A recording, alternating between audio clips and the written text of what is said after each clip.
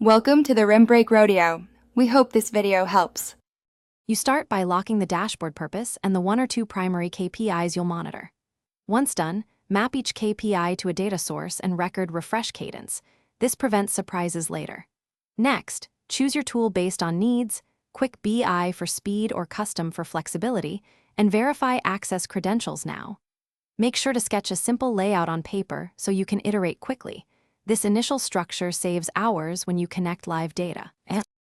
You now integrate and shape the data to power the visuals, normalize timestamps and units so comparisons are accurate. Then design visuals with intention. Use line charts for trends, bar charts for comparisons, and heat maps for density. This helps users parse information fast. Once the visuals are chosen, build ETL pipelines with incremental loads and caching to keep performance smooth.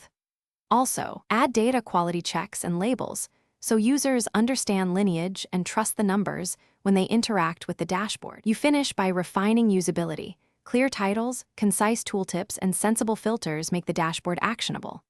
Once polished, configure permissions, schedule exports, and set threshold alerts so the right people get notified automatically.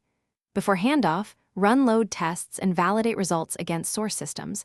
This prevents embarrassing errors. If something breaks, first check the ETL logs and the most recent schema changes, rolling back to the last known good data. Thanks for watching.